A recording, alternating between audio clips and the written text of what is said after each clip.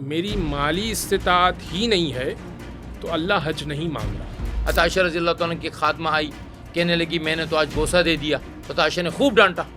میں نے امام حسن کے نام کے آگے یا کسی صحابی کے نام کے آگے حاجی لکھا ہوا نہیں دیکھا۔ یہ الحاج کا مطلب یہ کہ یہ بتانا ہے کہ جی انہوں نے 3 حج کیے ہیں۔ اگر آپ نے یہ جان بوجھ کر سائے میں سفر کر دیا تو یہ آپ پر کفارہ ہے۔ اس میں کوئی نان مسلم نہیں آ سکتا، یہ باقاعدہ شریعت نے منع کیا ہے۔ یا میں جا تو رہا ہوں، گھر والوں کے لیے دینے کے لیے کچھ بھی نہیں ہے۔ روضہ رسول بھی محترم جگہ ہے اور اہل بیت کے حرم میں بھی کافر و مشرک داخل نہیں ہو سکتے۔ آپ حج اور عمرے پر خرچ کریں گے، اللہ کا آپ سے وعدہ ہے وہ دنیا میں ہی پلٹ کر آپ کو دے دیں گے۔ کہ آپ کا کندھا، الٹا کندھا، وہ خانہ خدا سے ہٹنا نہیں چاہیے طواف کے دوران۔ انسان کا ایمان اس کو بچانا ہے، یعنی اتنا معاونہ ہے اس کے پاس، اتنے اخراجات ہیں کہ یا وہ اپنا ایمان کو بچا سکتا ہے یا وہ اللہ کی راہ میں جا سکتا ہے۔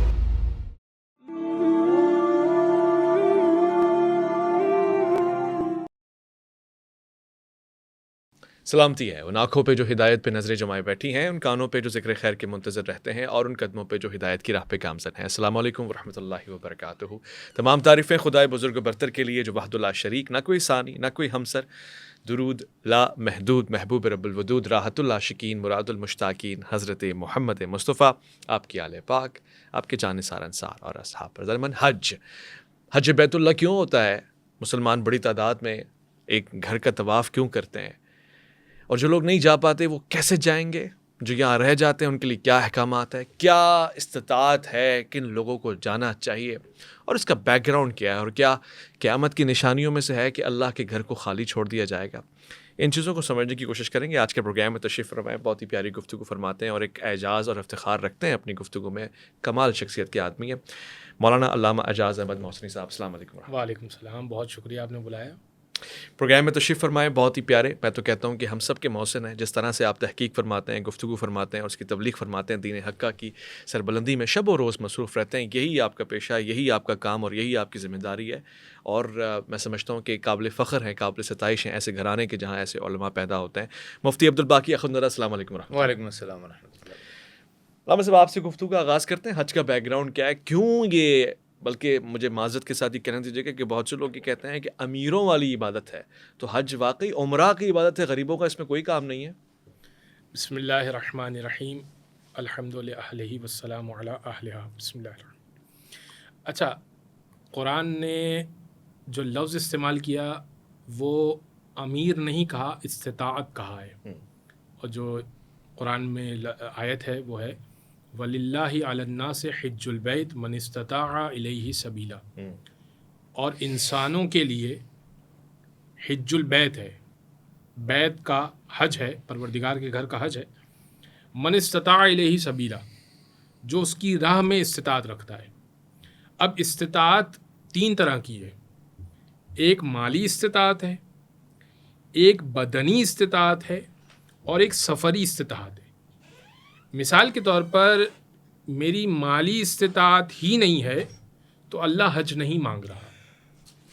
ایک بات تو یہ واقعی بالکل، یعنی اس پیرائے میں بالکل صحیح ہے کہ کچھ عبادات پروردگار نے عمرہ سے مانگی ہیں۔ زکوٰۃ مال کی عبادت ہے، جی، یعنی غریب کے لیے زکوٰۃ نہیں ہے، ٹھیک ہے۔ تو حج بھی مال کی عبادت ہے۔ اس میں ظاہر ہے کہ قربانی کرنی ہے، اس میں آپ نے راہ میں مال خرچ کرنا ہے، کیونکہ اب استطاعت میں بدن کی استطاعت، حتیٰ کہ اگر بدن کی استطاعت نہیں ہے لیکن مال کی استطاعت ہے، یعنی اتنا مال ہے کہ حج پر جا سکتے ہیں، لیکن طبیعت اتنی ناساز ہے کہ حج کی طاقت نہیں ہے، تو زندگی میں نائب مقرر کرنا پڑے گا، اوکے، وہ جائے گا اور حج کر کے آئے گا۔ تو حج تو ایسا فرض ہے، لہٰذا اور پھر سفری استطاعت کی مثال کے طور پر راہ مسدود نہ ہو، بند نہ ہو، کہ ویزے بند نہ ہو، یا کوئی ایسا ہرڈل نہ ہو کہ جس کی وجہ سے جو ہے وہ آپ کو، تو یہ استطاعت کا لفظ استعمال ہوا جس میں یہ 3 استطاعت آتی ہیں۔ اگر یہ استطاعت آپ کی پوری ہے تو آپ کو پھر حج لازمی کرنا پڑے گا۔ اور یہاں پر یہ بہت زیادہ امپورٹنٹ ہے، ایک حدیث جو کہ پنچ لائن کے طور پر میں لازمی استعمال میں پیش کرنا چاہوں گا کہ رسول اکرم نے فرمایا صلی اللہ علیہ وآلہ وسلم نے کہ اگر کوئی حج پر نہیں جاتا باوجود اس کے کہ اس پر حج فرض ہو چکا تو اس سے فرق نہیں پڑتا مجھ پر کہ پھر وہ یہودی مرے یا عیسائی مرے، وہ میرے کلمے پر نہیں پڑتا۔ اللہ اکبر۔ تو ایک مرتبہ اگر آپ پر حج فرض ہو گیا اور آپ کی استطاعت چلی بھی گئی، یعنی آپ کے پاس ابھی یہ دیکھا جائے تو ابھی 12.5 لاکھ تقریباً حج ہو رہا ہے، قربانی کو بھی اگر ملا لیجیے آپ تو تقریباً یہی کچھ کم و بیش رقم بنے گی، اور اس میں صرف حج کی رقم شامل نہیں ہے، پلٹ کے آئیے تو ایسا نہ ہو کہ آپ محتاج ہو جائیں، یہ بھی ذہن میں رہے۔ صحیح ہے۔ یعنی ایسا نہ ہو کہ آپ کے پاس کہیے کہ میرے پاس 12.5 لاکھ 13 لاکھ روپے ہیں، پلٹ کے میں جب آیا تو میرے یا میں جا تو رہا ہوں، گھر والوں کے لیے دینے کے لیے کچھ بھی نہیں ہے، تو یہ نہیں، کچھ آگے پیچھے آپ کا انتظامات ہوں۔ پھر اس میں یہ بھی ہے کہ آپ کی شادی آپ پر واجب نہ ہو گئی، اور بہت سارے احکامات ہیں، انشاءاللہ اس پہ گفتگو کریں گے۔ اچھا، جس پہ شادی واجب ہو جائے وہ پہلے شادی کرے۔ ظاہر ہے کیونکہ انسان کا ایمان اس کو بچانا ہے، یعنی اتنا معاونہ ہے اس کے پاس، اتنے اخراجات ہیں کہ یا وہ اپنا ایمان کو بچا سکتا ہے یا وہ اللہ کی راہ میں جا سکتا ہے، صحیح، تو پہلے اپنے ایمان کو بچائے گا۔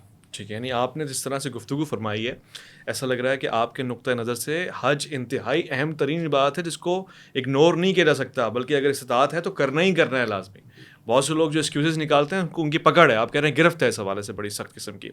جب آپ کی طرف آتا ہوں اور اس گفتگو کو اور آگے بڑھاتے ہیں، حضرت امام حسن آپ پہ ہمارا سلام ہو، 20 سے 25 پیدل حج آپ نے فرمایا، یعنی اس زمانے کے لوگ حج کا ایک شوق، ایک ذوق، ایک کمال رکھتے تھے۔ آج ایک زندگی میں موقع مل جائے جو کہ واجب فرض حج ہے وہ ہو گیا، پھر ہم اپنے نام کے آگے حاجی لگا لیتے ہیں۔ میں نے امام حسن کے نام کے آگے یا کسی صحابی کے نام کے آگے حاجی لکھا ہوا نہیں دیکھا، یا ہو سکتا ہے مجھ تک نہ پہنچا ہو۔ یہ حاجی صاحب جو ہمارے یہاں مشہور ہو گئے، اسلام کا مزاج ہے یہ؟ بسم اللہ الرحمن الرحیم۔ دیکھیے، اسلام کا مزاج ہندوستان پاکستان میں آ کے بہت بدل جاتا ہے۔ دیکھیں، جو عمل آپ سب سے زیادہ کرتے ہیں آپ کی پہچان اسی سے ہونی چاہیے۔ یہ علامہ صاحب اہل تشیع کے ہاں جو پڑھنا پڑھانا ہے تو ان کے نام کے آگے علامہ لگ گیا۔ آپ کا کام پوڈ کاسٹ وغیرہ کرنا ہے تو، اور آپ اسلامی پوڈ کاسٹ کرتے تو آپ کا یہ شہرت ہے۔ میرا اپنا ایک شعبہ ہے تو مجھے لوگ مفتی کہتے ہیں۔ ہم تو سب سے زیادہ دن میں 5 مرتبہ نماز پڑھتے ہیں نا، تو ہفتے میں کتنی نمازی ہو گئی؟ 5 7 35 نماز، اور مہینے میں کتنی ہو گئی؟ اچھی خاصی ہو گئی، 3000۔ سال میں کتنی ہو گئی؟ ہو تو ہونا تو یہ چاہیے تھا کہ محسنی صاحب نمازی، واہ، اویس صاحب نمازی، بھائی واہ، عبد الباقی صاحب نمازی۔ کیا کہنے۔ نماز کے بعد جو سب سے زیادہ عمل کرتے ہیں وہ ہم روزہ رکھتے ہیں۔ 30 دن کا تو ہے، 30 دن کا روزہ۔ واہ، تو پھر ہمارے نام کے سامنے بھائی اویس روزے دار، واہ واہ، سائمین لگا دے کچھ، سائمین، اس طرح کے کچھ الفاظ ہیں۔ اصل میں ہمارے اندر جو مشکل پیش آ گئی ہے وہ یہ ہے، وہ ایک لطیفہ سا، پھر علامہ صاحب کہیں گے آپ موضوع سے ادھر ادھر جاتے ہیں۔ وہ صاحب جو ہے وہ آئے اور دکاندار سے کہا بھائی وہ میرا کھاتا کھولو۔ تو انہوں نے جب کھاتا کھولا تو بڑے خوش ہو گئے کہ جی یہ تو بہت عرصے کے بعد اپنا کھاتا بند کروانے آگے۔ انہوں نے کھاتا کھولا کہ حضرت آپ کے آگے جو ہے وہ اتنے پیسے۔ انہوں نے کہا یہ چھوڑو، پہلے لکھو نام کیا لکھا آپ نے؟ نے کہا جی میں نے لکھا ہے بھائی عبد المتین صاحب کے۔ نہیں، بھائی کو ہٹاؤ، یہاں لکھو حاجی عبد المتین صاحب۔ میں اب حج کر کے آیا ہوں تو پہلے یہاں سے تو بھائی ہٹاؤ۔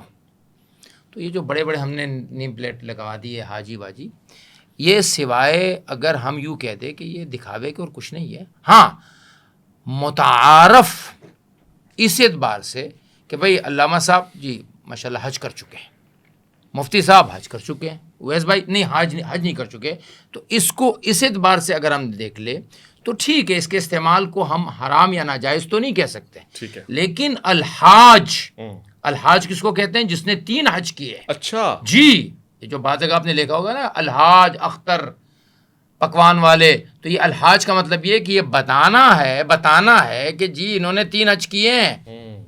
تو یہ اگر بتانے کے لیے ہے، اور حضور صلی اللہ علیہ وسلم کی حدیث ہے جو آپ نے حسن رضی اللہ تعالیٰ عنہ کے بارے میں فرمایا کہ تابع الحج والعمرہ، حج اور عمرے بار بار کرو، اس لیے کہ جیسے یہ گناہوں کو ختم کرتے ہیں اسی طرح سے فإنہما ینفیان الفقر، یہ فقر کو بھی ختم کرتے ہیں۔ اور حج اور عمرے کا تو اللہ نے یہ ایک عجیب نظام بنایا کہ جتنا آپ حج اور عمرے پر خرچ کریں گے اللہ کا آپ سے وعدہ ہے وہ دنیا میں ہی پلٹ کر آپ کو دے دیں گے۔ سبحان اللہ، سبحان اللہ۔ اسی لیے حج اور عمرے کو تو کرتے رہنا چاہیے، بلکہ ایک روایت ہے اگرچہ سند ضعیف ہے ہمارے ہاں، کہ جو آدمی استطاعت رکھے اور 5 سالوں میں وہ پلٹ کر اللہ کے پاس اس کے گھر پہ نہ جائے، گویا کہ اس نے اللہ سے ایک طرح سے قطع تعلق کر لیا. مفہوم عرض کر رہا ہوں، جفا کی اس نے. یہ روایت ہمارے یہاں بھی جی اس نے جفا کی. بھائی تو یہ اگر استطاعت ہے تو استطاعت ہوتے ہوئے ہمیں بار بار حج اور عمرے کرتے رہنا چاہیے. اور یہ ایک عجیب عمل ہے کہ اللہ کے نبی صلی اللہ علیہ وسلم جب حج کے لیے روانہ ہوئے تو آپ پوچھتے تھے یہ کون سی وادی ہے؟ تو کہا جی وادی عصفان ہے. تو آپ نے فرمایا میں گویا کہ میں موسیٰ کو دیکھ رہا ہوں کہ وہ یہاں سے سفر کر کے جا رہے ہیں. یہ فلاں وادی ہے، گویا میں فلاں نبی کو دیکھ رہا ہوں کہ وہاں سے یوں جا رہے ہیں. ایک جگہ پہنچے فرمایا گویا میں دیکھ رہا ہوں کہ 70 انبیاء یہاں سے تلبیہ پڑھتے ہوئے جا رہے ہیں. بعض علماء نے یہاں تک لکھا ہے کہ سوائے دو نبیوں کے باقی تمام انبیاء علیہ الصلوۃ والسلام نے بیت اللہ کا حج کیا ہے. اچھا، اور دو انبیاء کون سے ہیں؟ ایک ہود علیہ الصلوۃ والسلام ہے اور ایک شاید صالح علیہ الصلوۃ والسلام ہے. یا ایک صالح ہے، ایک زکریا ہے، اپنا معاف کیجیے گا یحییٰ ہے. اس طرح کے نام ہے، میں اس وقت نام مجھے یاد نہیں ہے، کمزور بات نہیں کرنی چاہیے، مجھے نام یاد نہیں ہے. بہتر ہے. علامہ صاحب گفتگو کو حج کے پیرائے میں دیکھنے کی کوشش کر رہے ہیں. وہ تمام لوگ جو حج کی نیت سے جاتے ہیں، حجاج بن کے جاتے ہیں اور وہ بڑا فیض لے کر آتے ہیں، کیا ان کی کچھ ذمہ داریاں بھی ہوتی ہیں؟ واپس آ کے ولیمہ بھی دینا ہوتا ہے، اور حج میں رہتے ہوئے ان کو کن چیزوں کا خیال رکھنا ہوتا ہے؟ یہ ذرا بیان فرمائیں. بسم اللہ الرحمن الرحیم. اگر حج کی بات کی جائے تو تقریباً 27 محرمات ہیں، یعنی ایسے کام جو حرام ہیں، یعنی عام زندگی میں وہ جائز ہیں. کچھ کام تو ان میں سے ویسے ہی حرام ہیں، اور اکثر کام ایسے ہیں جو جائز تو ہیں لیکن جب احرام آپ شروع کر دیتے ہیں تو آپ جب لبیک اللہم لبیک کہہ دیتے ہیں کہ حاضر ہوں اے پروردگار میں حاضر ہوں، لبیک لا شریک لک لبیک، اے پروردگار میں حاضر ہوں، تیرا کوئی شریک نہیں، میں حاضر ہوں. جب یہ آپ تلبیہ کے الفاظ کہہ دیتے ہیں اور حالت احرام کے ساتھ آپ میقات سے اپنے آپ کو حالت احرام میں لے آتے ہیں، اب آپ پر مرد کے اوپر یعنی 4 چیزیں مرد کے اوپر، یعنی مرد ہوتے ہوئے حرام ہے. اچھا. عورت ہوتے ہوئے 3 چیزیں اس پر حرام ہے، اور دونوں میں مشترک 20 چیزیں حرام ہیں. اچھا. یعنی اگر مرد کے حساب سے دیکھا جائے تو 24 چیزیں مرد پہ حرام ہیں، 23 چیزیں عورت پر حرام ہو جاتی ہیں، اور اگر کمبائن کیا جائے تو کل 27 چیزیں بن جاتی ہیں. اچھا. جیسے ہی آپ نے لبیک اللہم لبیک کہہ دیا، اب وہ آپ پر حرام ہو گئی. ان میں سے میں چند ذکر کر دیتا ہوں، ظاہر ہے کہ 27 میں ظاہر ذکر کروں گا. جیسے کہ ایک بہت زیادہ پیش آنے والا مسئلہ کہ شیشے میں دیکھنا، صابن کا استعمال یعنی خوشبو والے صابن کا استعمال، خوشبو کا اصلاً یہ خوشبو کا استعمال، چکناہٹ یعنی آئل کا استعمال، تیل کا استعمال، عورت کے لیے زینت کا استعمال، زیور کا استعمال، اسی طرح سائے میں سفر کرنا. اچھا. سائے میں سفر نہیں کر سکتے آپ. اسی طرح دھوپ کا ٹائم ہے، دوپہر کا گاڑی میں نہیں جا سکتے آپ. نہیں، حالت احرام میں اگر آپ ہیں تو آپ نے جو ہے وہ آپ نے لبیک اللہم لبیک کہہ دیا اور اب آپ کا چل رہا ہے تو آپ نے دھوپ میں سفر. ایسا ہو گیا تو دم آئے گا؟ نہیں، ایسا ہو گیا تو بالکل آپ نے ایک بکرا کو قربان کرنا ہے، کفارہ لگے گا آپ پر. اگر آپ نے یہ جان بوجھ کر سائے میں سفر کر دیا تو یہ آپ پر کفارہ آئے گا. کفارہ ہے جی. تو اسی طرح البتہ رات میں آپ سفر کر سکتے ہیں سائے میں، یا وہ سائے میں سفر کر سکتے ہیں آپ جو اسٹیٹک سایہ ہے، یعنی جو آپ کے ساتھ چل نہیں رہا. مثال کے طور پہ ایک عمارت کا سایہ ہے تو اس کے نیچے سے آپ گزر سکتے ہیں. لیکن آپ چھتری لے کے چل رہے ہیں، آپ نے دیکھا ہوگا اگر ویڈیوز میں کہ مکہ میں لوگ چھتری لے کے چل رہے ہوتے ہیں دھوپ سے بچنے کے لیے. نہیں، حالت احرام میں یہ فقہ جعفری کا موقع، بلکہ احرام کو بھی ایسا نہیں کر سکتے. سر ڈھانپنا جائز نہیں ہے. جی. سر ڈھانپنے میں وہ سائے میں سفر کرنا، یہ دونوں باتیں شامل ہیں. سر ڈھانپنا الگ سے حرام ہے، سائے میں سفر کرنا الگ سے حرام ہے.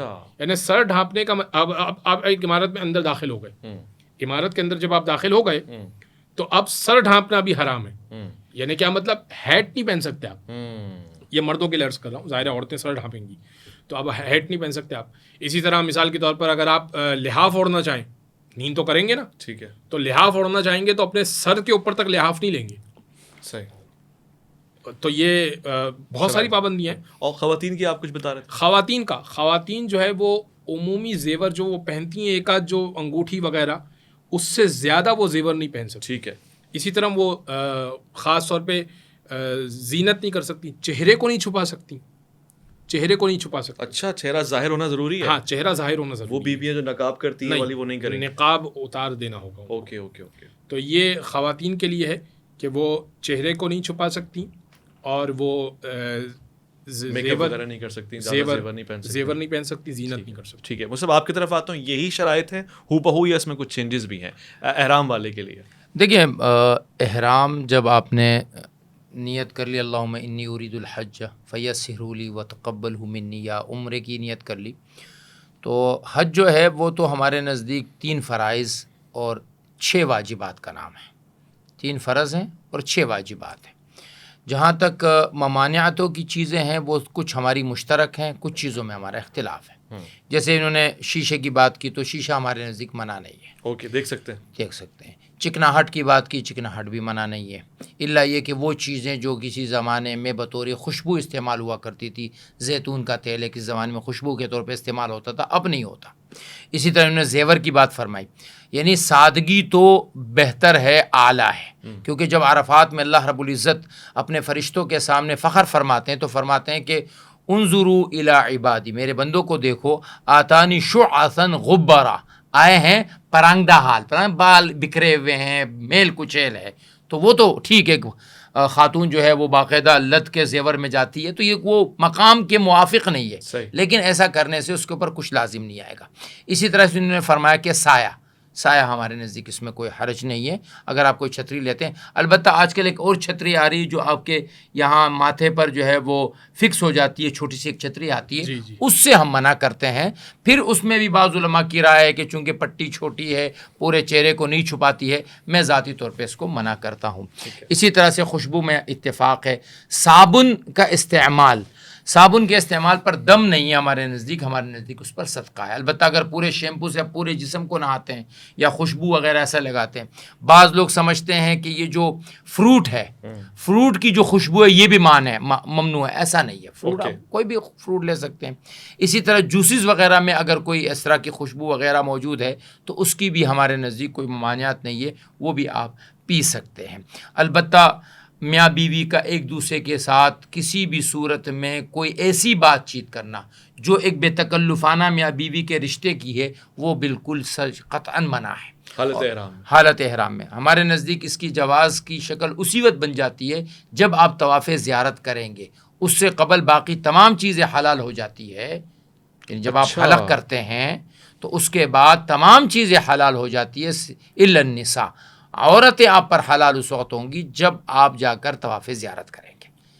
جی, یہاں میں ذرا سا ہمارا مختلف وہ نظریہ ہے کہ عورت اس وقت حلال ہوگی فقہ جعفریہ میں جب آپ طواف زیارت نہیں, طواف النساء کریں گے. یعنی نساء کا ایک الگ طواف ہے.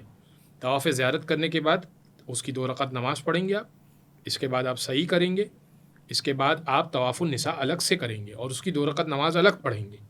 اس کے بعد عورت آپ پر حلال ہوگی. اور یعنی حلق کروانے کے بعد پروسیس ریپیٹ نہیں, حلق یہ جو آخری اعمال مکہ ہیں, اعمال مکہ میں حلق تقصیر نہیں ہے. یہ حلق تقصیر جو ہے وہ مینا میں آپ نے کرنی ہوتی ہے. وہاں پر جو اعمال ہیں یہ اعمال مکہ بعد میں جب آپ مکہ آ جاتے ہیں, جب آپ عرفات وقوف عرفات ہو گیا, آپ کا مزدلفہ ہو گیا یعنی مشعر الحرام ہو گیا, آپ کا مینا ہو گیا, رمی جمرات ہو گیا یعنی شیطانوں کو کنکر مار لیا آپ نے, اور آپ کے اس دوران آپ کی قربانی بھی ہو چکی ہے 10 ذی الحجہ کو, آپ کی تقصیر بھی ہو چکی ہے. اب آپ جب مکہ لوٹیں گے, یہ تو آپ حدود حرم میں تو مطلب آپ باہر تھے, اب آپ جب مکہ لوٹیں گے تو مکہ لوٹنے کے بعد کچھ آپ نے اعمال مکہ کرنے ہیں, جس میں سے ایک بیت اللہ کا طواف ہے, اس کی 2 رکعت نماز ہے جسے طواف زیارت کہتے ہیں. طواف عمرے والا پروسیس جو ہے یہاں پر, عمرے جسے کہتے ہیں, لیکن اس کا نام عمرہ نہیں ہے. میں اس لیے کہہ رہا ہوں کہ اسے اعمال مکہ کہا جاتا ہے. عمرہ کرنے کی نیت سے بھی جائے تو عمرے والے پروسیس میں جب حلق یا وہ کروا لے تو اس کے بعد اس کو طواف نساء کرنا ہے, یہ کہنا چاہ رہے ہیں آپ؟ نہیں, جس طرح عمرہ مفردہ میں کرنا پڑتا ہے, یہ عمرہ مفردہ تو ایک مختلف بات ہو گئی. عمرہ جب آپ حج تمتع کریں گے, حج تمتع تمام ہو گیا, اس کے بعد اعمال مکہ یعنی اعمال مکہ حج تمتع کا حصہ ہے. اعمال مکہ یہ 5 آپ نے اعمال کرنے ہیں, ایک طواف زیارت, 2 رکعت نماز, سعی کریں گے, یہاں کوئی بال نہیں کاٹنے آپ نے, ٹھیک ہے, نہ حلق ہے نہ تقصیر ہے. صحیح, اب آپ طواف النساء دوبارہ کریں گے, اوکے. ایک طواف اور کریں گے, یہاں پر آپ کی عورت حلال ہوگی. اوکے, طواف النساء کریں گے, 2 رکعت نماز پڑھیں گے, اب آپ کی عورت حلال ہوگی. اور اگر نہیں کریں گے تو اپنی عورت نہیں, گئی. اپنی عورت حلال نہیں ہوگی. اور اگر اسی عالم میں آپ مکے سے لوٹ آئے وطن اور آپ کو یہ مسئلہ معلوم نہیں تھا تو آپ نائب مقرر کیجئے, کسی کو بھیجیں کر کے آئے ہو, جب مکہ میں کسی کو نائب مقرر کیجئے کہ وہ آپ کی طرف سے 7 حرم میں چکر لگائے اور 2 رکعت نماز پڑھے. مطلب آپ اس کو کس طرح سے دیکھتے ہیں؟ آپ کہہ رہے ہیں ایسا مسئلہ فقہ حنفی میں نہیں. فقہ حنفی نہیں بلکہ تمام اہل سنت والجماعت کے نزدیک یہ بات ہے کہ جو واجبات اور فرائض ہیں, فرائض جو ہے وہ احرام ہے اور طواف عرفات کا قیام ہے اور طواف زیارت, یہ 3 واجبات فرائض ہیں. واجبات میں مزدلفہ کا وقوف ہے, اس کے بعد رمی ہے, اس کے بعد نہر ہے, اس کے بعد حلق ہے, اس کے بعد طواف زیارت کی سعی ہے اور آخر میں طواف وداع ہے. طواف وداع ہے. ہاں, ایک یہاں غلط فہمی ہمارے ہاں بعض لوگوں کو یہ ہے کہ وہ یہ سمجھتے ہیں کہ عمرے میں بھی طواف وداع ہوتا ہے. نہیں ہوتا, طواف وداع نہیں ہوتا. عمرہ جو ہے وہ 4 چیزوں کا نام ہے, احرام, طواف, سعی اور اس کے بعد حلق یا قصر. صحیح, اس میں طواف وداع نہیں ہے. طواف وداع یہ عمل ہے حج کا. تو جب آپ نے طواف زیارت کر لیا, اچھا اس میں ایک اور مزے کی بات جو کہ اکثر لوگوں کو علم میں نہیں ہے, جو کہ ہمارے نزدیک اس کی گنجائش ہے, وہ یہ ہے کہ اگر کوئی شخص, ابھی کسی نے مجھ سے پوچھا کہ ہم بہت زیادہ ہمارے بچوں کو سانس کے مسائل ہیں تو ہمارے لیے طواف زیارت کو مؤخر کرنے کی, تو میں نے کہا مؤخر کیوں کر رہے ہیں؟ آپ بجائے مؤخر کرنے کے اس کو بالکل مقدم کریں کہ آپ مزدلفہ پہنچیں, مزدلفہ میں 1-2 گھنٹے گزاریں اور وہیں سے سیدھا آپ حرم چلے جائیں اور حرم میں جا کے جیسے ہی فجر ہو جائے آپ طواف زیارت کر لیں. ابھی آپ نے رمی نہیں کی ہے, ابھی آپ نے قربانی نہیں کی, ابھی آپ نے حلق نہیں کیا, آپ احرام میں ہی ہے, تو بھی آپ طواف زیارت کر سکتے ہیں. اچھا, یہ اعمال اس کے بعد بھی ہو جائے تو شرع اس میں کوئی حرج نہیں ہے. خوبصورت خوبصورت, بڑی دلچسپ باتیں مجھے پتہ لگ رہی ہیں اور بہت ریلیٹیو باتیں. جو آپ نے طواف وداع کی بات کی وہ ایک ہی چکر ہے یا 7 چکر؟ دیکھیں طواف جب بھی آپ کہیں گے تو طواف مینز 7 راؤنڈز, ٹھیک ہے, 7 چکر کے بغیر طواف مکمل نہیں ہوتا.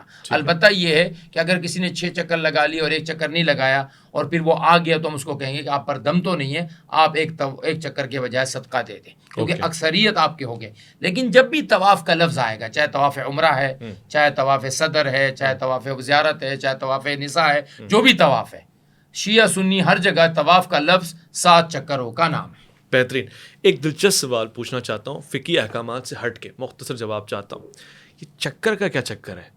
یعنی یہ چکر کی وجہ کیا ہے؟ یعنی جو میں, کیونکہ میں خود بھی گیا ہوں اور میں یہ فیل کرتا ہوں کہ پوری دنیا جیسے گھوم رہی ہے اس گھر کے آگے, مگر اس کا کانسیپٹ کیا ہے, یہ ذرا بیان فرمائیں. وَلْيَطَوَّفُوا بِالْبَيْتِ الْعَتِيقِ, جو انہوں نے فرمایا اس سے پہلے ہم پروگرام میں بیٹھے تھے تو انہوں نے فرمایا تھا کہ کچھ احکامات ہیں, وہ احکامات آپ کو دیے گئے ہیں. اب یہ جو طواف ہے یہ آج سے تو ہے نہیں, آدم علیہ السلام کے زمانے سے ہے اور طواف کی یہی کیفیت ہے.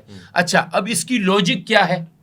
آپ اس کی لوجک الگ بیان کر سکتے ہیں, اہل تشیع کی الگ لوجک ہوگی, میرے نزدیک اس کی ایک الگ لوجک ہے.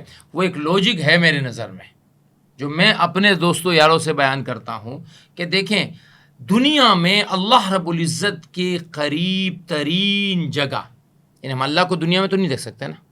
موسیٰ علیہ السلام نے اپنے لاڈلے پن میں عرض کیا کہ انظر الیک, جی, فرمایا لن ترانی, دیکھ نہیں سکتے ہو, ہم دیکھ نہیں سکتے, ہم اللہ کے عرش کے قریب جا نہیں سکتے. تو یہ جو اللہ نے اپنے گھر کے قریب بلا لیا, گویا کہ اگر کوئی شخص روئے زمین میں اللہ کے سب سے زیادہ قریب ہے تو وہ شخص ہے جو خانہ کعبہ کے جتنے قریب ہے. بہترین. اور میں اس میں یہ عرض کرتا ہوں کہ طواف کا مقصد یہ ہے کہ ایک نادم پریشان بندہ اپنے رب کے عرش کے ارد گرد سر جھکائے ہوئے شرمندگی سے پھر رہا ہے. اور ہمارے نزدیک ایک بات یہ بھی ہے کہ آپ دوران طواف خانہ کعبہ کو نہ دیکھیں. اچھا, کیوں؟ کیونکہ آپ اس وقت ایک مجرم کی حیثیت سے ہیں. وہ گویا اللہ رب العزت اپنے عرش مبارک پر جلوہ افروز ہیں. اس وقت بتائیے ایک بڑے سے بڑے مجرم جو بڑا مجرم ہو, کیا وہ آنکھوں میں آنکھیں ڈال سکتا ہے؟ کیا اس کی جرت ہو سکتی ہے؟ اس لیے نگاہیں نیچے کیجئے اور اس کو ذکر و اذکار کی جگہ نہ بنائیے. طواف ذکر و اذکار کی جگہ نہیں ہے. اللہ کے نبی سے صرف ایک دعا طواف میں ثابت ہے, ربنا آتینا فی الدنیا حسنہ, وہ بھی رکن یمانی سے لے کر حجر اسود تک. باقی جگہ کیا ہے؟ مانگو, مانگو، کرو اس رب سے باتیں جتنی آپ کر سکتے. تو آپ کی بصیرت کیا کہتی ہے، آپ اس کو کس طرح سے دیکھتے ہیں؟ طواف کرنا ہو پہ خانہ کعبہ. بسم اللہ الرحمن الرحیم. ایک تو مفتی صاحب نے اس جانب اشارہ کیا جو ایک آیت ہے، الرحمن علی العرش استویٰ، رحمان جو ہے وہ عرش پر مستوی ہے. تو اس کی شیعہ مفسرین یہ تعریف نہیں کرتے، یعنی تفسیر نہیں کرتے کہ رحمان واقعتاً عرش پر ہی ہے. اس کی بہت لمبی ڈیٹیل ہے، لیکن اس کا یہ مطلب نہیں ہے کہ خانہ خدا رحمان سے خالی ہے، یعنی اس کو میں خلاصتاً یہ عرض کروں. ٹھیک ہے. ایک بات تو یہ. تو اب یہ جو کہا جائے کہ خانہ خدا کی طرف طواف کے دوران نہ دیکھا جائے، ایک بات، تو پھر کہاں دیکھا جائے؟ اگر خانہ خدا کی طرف نہ دیکھا جائے، جبکہ اس کی طرف دیکھنا عبادت بھی کاؤنٹ ہوتا ہے. النظر الی الکعبہ عبادہ، رسول خدا کی حدیث ہے. اور یا علی مثلک مثل الکعبہ، اے علی آپ کی مثال کعبے کی مثال ہے. اور ایک تیسری حدیث ہے، یا علی النظر الی وجہ علی عبادہ، کہ اے علی آپ کے چہرے کی طرف دیکھنا عبادت ہے. تو کعبے کی طرف دیکھنا، جی صحیح حدیث، یعنی شیعہ حدیث پیش کر رہا ہوں آپ کی خدمت میں، اس کے راویان شیعہ ہیں. تو کعبے کی طرف دیکھنا عبادت ہے، اور علی کے چہرے کی طرف دیکھنا عبادت ہے، اور پھر علی کو مثال بنائی کعبے کی سی. اور پھر یہ بھی فرمایا کہ اے علی آپ کی مثال کعبے کی سی مثال ہے. کیوں؟ توتا ولا تاتیک، کعبہ کسی کی طرف نہیں جاتا، سب کعبے کی طرف آتے ہیں. اے علی آپ کسی کی طرف نہیں جائیں گے، سب آپ کی طرف آئیں گے.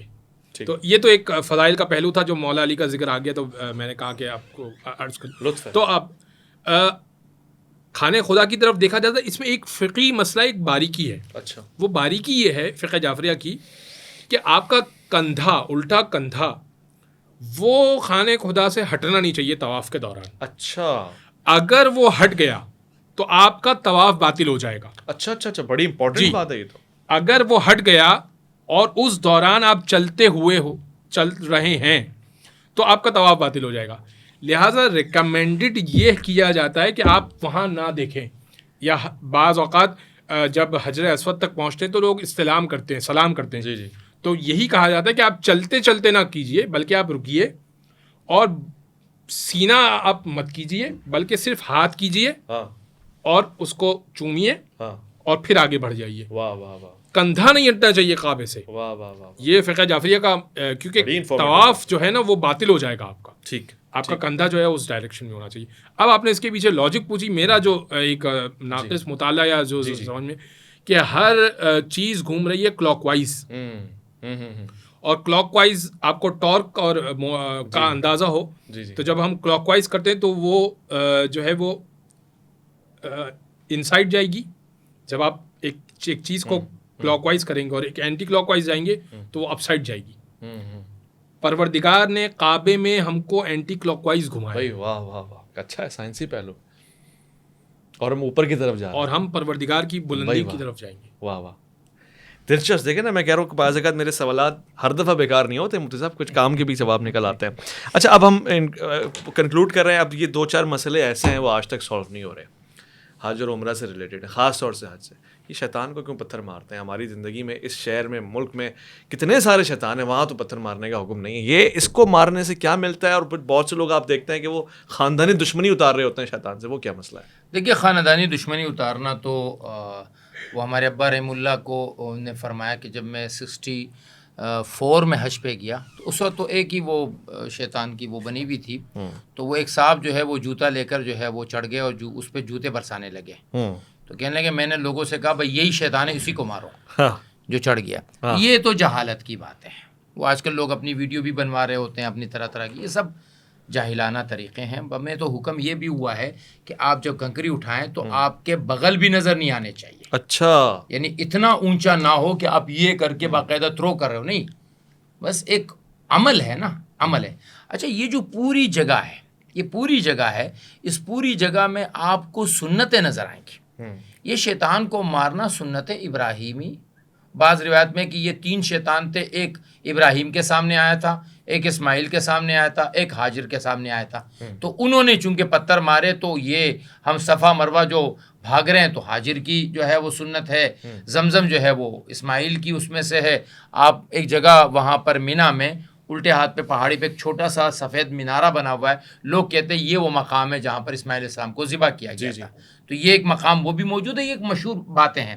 تو یہ پورا مقام جو ہے یہ انبیاء کی سنت ہے.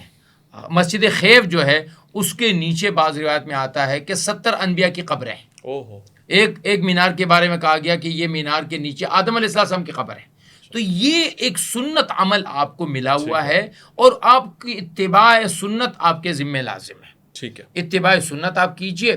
اچھا میں ایک چیز تھوڑی سی وضاحت کر دوں، علامہ صاحب اگر میری بات کو واضح سمجھ چکے ہو، دوران طواف خانہ کعبہ کو نہیں دیکھنا ہے اہل سنت کے نزدیک، یعنی وہ بھی ہمارے احناف کے نزدیک نہ دیکھنا بہتر ہے. یعنی حرام والی بات نہیں ہے کہ آپ دوران طواف ارتکاز کے لیے نہ دیکھیں، جیسے نماز میں حکم ہے.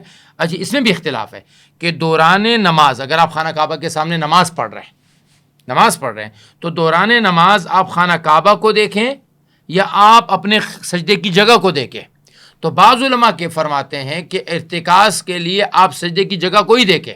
لیکن میرا ذاتی جو ایک رجحان یا ایک اندر کی کیفیت ہے، فیلنگ ہے، وہ یہ کہ جب خانہ کعبہ سامنے ہے تو پھر تو خانہ کعبہ کو دیکھیں. لیکن شرط یہ ہے کہ اس سے آپ کی نماز کی جو توجہ ہے، یعنی آپ اتنے قریب کھڑے ہوں کہ آپ کی نگاہ براہ راست خانہ کعبہ پر پڑ رہی ہے تو اس کے دیکھنے میں کوئی حرج نہیں ہے.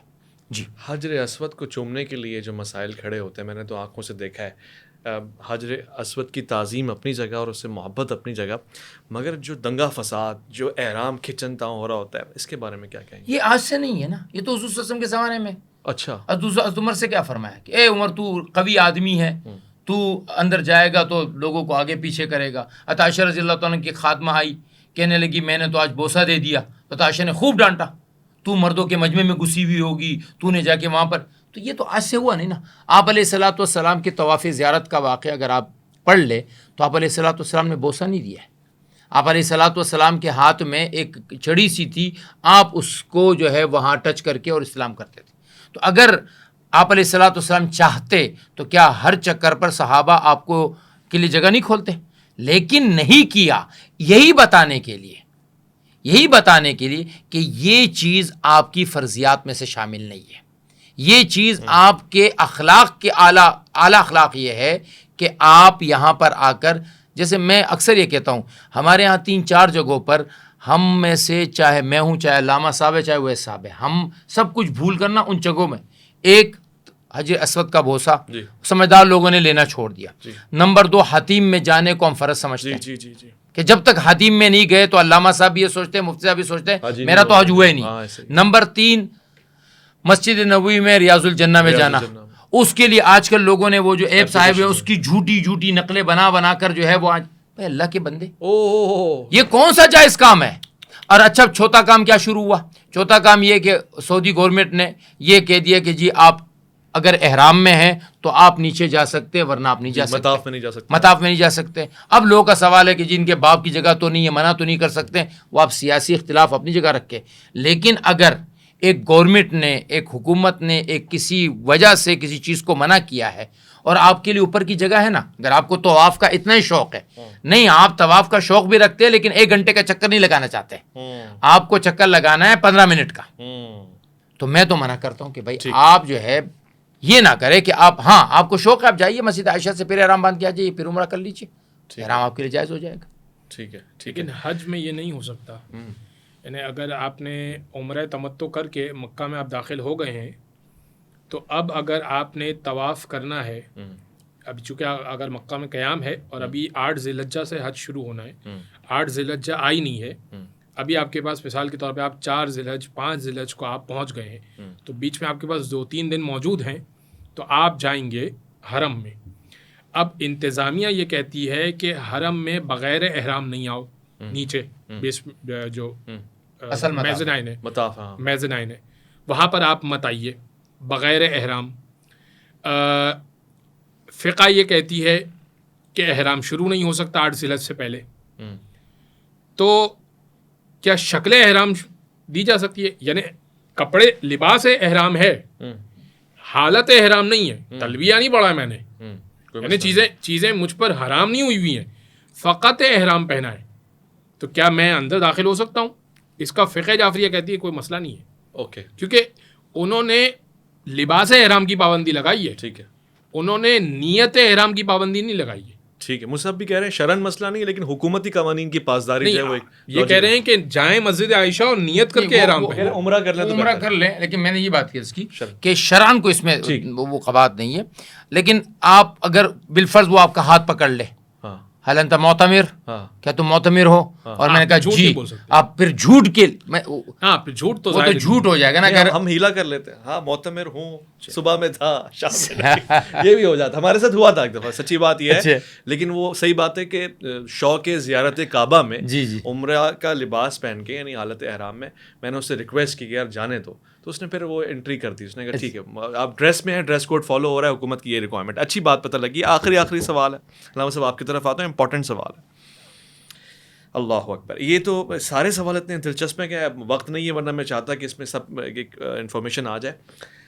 ایک شخص جو حالت احرام میں ہے، حج یا عمرہ جیسی عبادات سے گزر رہا ہے، ایسی صورتحال میں نہیں سمجھ میں آتا، یعنی آپ فرما رہے ہیں 8 ذی الحج سے یہ حج کا پروسیس سٹارٹ ہو جاتا ہے، لوگ دور دور سے چل کے آتے ہیں. میرے ذہن میں یہ سوال آ رہا ہے، حالانکہ فقہی احکام سے ہٹ کے امام حسین نے 8 ذی الحج کو حج کو چھوڑ دیا اور آپ نے حج کو عمرے میں بدل دیا اور آپ عراق کی طرف روانہ ہو گئے. یہ کیا وجہ ہے؟ اس کی وجہ بہت واضح ہے کہ فرزند رسول 8 ذی الحج کو مکے کو نہیں چھوڑے تھے، بلکہ وہ تو 28 رجب کو مدینہ کو چھوڑ چکے تھے. اور ولید نے یہ کہا تھا کہ شام سے خبر آئی ہے اور بری خبر آئی ہے اور اب یزید حاکم ہے اور وہ آپ سے بیعت کا مطالبہ چاہتا ہے.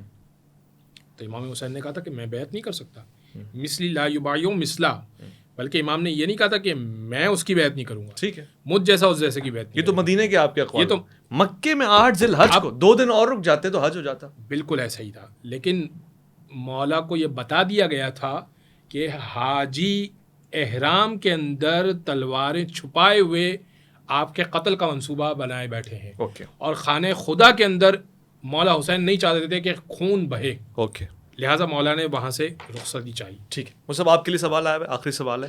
نان مسلمس کو مکہ اور خاص طور سے مدینہ بھی، لیکن مکے کی حدود میں داخلہ کیوں منع ہے؟ وہ کیوں طواف نہیں کر سکتے؟ وہ کیوں بیت اللہ میں نہیں آ سکتے؟ کیونکہ ایک مسلم تو مندروں میں چلا جاتا ہے، بڑے سے بڑے چرچ میں چلا جاتا ہے. اس کی وجہ کیا ہے؟ دیکھیں، پہلی بات تو یہ ہے کہ مدینہ منورہ میں ہمارے نزدیک ممانعات کی وہ شکلیں نہیں ہیں، احترام کی شکلیں ہیں کہ مدینہ کا بھی یہی بعینی وہی احترام کیا جائے جو مکہ مکرمہ کا ہے، اور کسی غیر مسلم کو وہاں داخلہ نہ دیا جائے. لیکن وہ جو حرمت والی بات ہے کہ لا يدخلہ الکافرون، وہ بات نہیں ہے. البتہ مکہ مکرمہ چونکہ یہ ایک حرم ہے، حرم اس کو قرار دیا گیا، اور اس حرم کے لیے پھر فرمایا گیا کہ جو آیت ہے نا کہ مشرکون، کہ مشرک داخل نہیں ہو سکتے، تو اس بنیاد پر یہ ایک حدود مقرر کیے گئے جو اللہ کے نبی نے حدود مقرر کیے. مسجد عائشہ ہے، تنعیم جس کو کہتے ہیں تنعیم ہے، اس کے بعد صلح حدیبیہ کا مقام ہے، عرفات ہے، جعرانہ ہے، شمیسیہ ہے، یہ سب میقات جو ہے، یہ میقات کے ایک حدود ہے. قریب ترین حد جو ہے وہ تنعیم ہے 6 کلومیٹر، سب سے دور جو ہے وہ جعرانہ ہے جو 27 کلومیٹر ہے. یہ ایک یہ حد ہے اس خانہ کعبہ کے لیے. یعنی اس خانہ کعبہ کا جو احترام ہے، جو اس کی عزت ہے، وہ یہاں سے شروع ہوگی. اگر آپ نے اس گھر کی نیت کی ہے تو آپ وہاں سے پورے جو ہے نا وہ ڈریس کوڈ میں آئیں گے، آپ اس کے احترام میں آئیں گے، آپ کو جو ہے باقاعدہ احرام باندھ کر آنا پڑے گا، لبیک اللہم لبیک کہتے. اس میں کوئی نان مسلم نہیں آ سکتا، اس میں کوئی نان مسلم نہیں آ سکتا. یہ باقاعدہ شریعت نے منع کیا ہے. آج اگر کوئی شخص یا کوئی حکومت اس کی خلاف ورزی کرتی ہے تو یہ قانون حکومت اللہ اور اس کے رسول کے خلاف ہے. بہت اچھا، بہت اس حکومت کی یہ بات ماننا میرے ذمے لازم نہیں ہے، اور میں اس کو کنڈم کرتا رہوں گا. اور ایسا ہوا ہے جی. اب یہ مجھے نہیں پتا، اب گزشتہ ایسا دنوں ہوگا تو غلط ہوگا. اس گزشتہ دنوں مدینے کی تو کچھ وائرل آئی ہے کہ وہ انڈین کوئی ایمبیسی کے لوگ وزیر گئے تھے. مکہ کی میرے علم میں نہیں ہے. اگر کوئی کسی نے بھی کیا ہے چاہے وہ میں نے کیا، آپ نے کیا، جس نے بھی کیا ہے اس نے خدا اور اس کے رسول کے حکم کو توڑا ہے. اچھا، ہمارے یہاں پر رسول خدا کا حرم اور خاص طور پہ مسجد نبوی کا حرم بھی اسی قدر محترم ہے. اچھا، یعنی اس میں کوئی کافر اور مشرک داخل نہیں ہو سکتا، مسجد میں ویسے ہی نہیں داخل ہو سکتا. ٹھیک ہے. اور چونکہ مسجد الحرام کے بعد سب سے اہم مسجد نبوی ہے، ٹھیک ہے. تو وہاں پر تو بالکل بھی کافر داخل نہیں ہو سکتا. ٹھیک ہے. اور پھر روضہ رسول، ٹھیک ہے. روضہ رسول بھی محترم جگہ ہے. ٹھیک ہے. اور اہل بیت کے حرم میں بھی کافر و مشرک داخل نہیں ہو سکتا. اوکے، آخری سوال ہے، اگر رہ گیا تو بڑا مسئلہ ہوگا، نماز کا کیا حکم ہے؟ قصر ہوگا؟ مسجد نبوی میں بھی قصر ہوگی اور مکہ یعنی خانہ کعبہ میں بھی قصر ہوگی؟ مسجد نبوی میں بھی تمام ہے اور مکہ میں بھی تمام ہے. فقہ جعفریہ کا موقف یہ ہے کہ یہاں پر آپ مسافر نہیں ہیں، یہ آپ کا وطن ہی، چاہے جتنا بھی دن ہو، چاہے آپ کا مختصر قیام کا مسئلہ نہیں.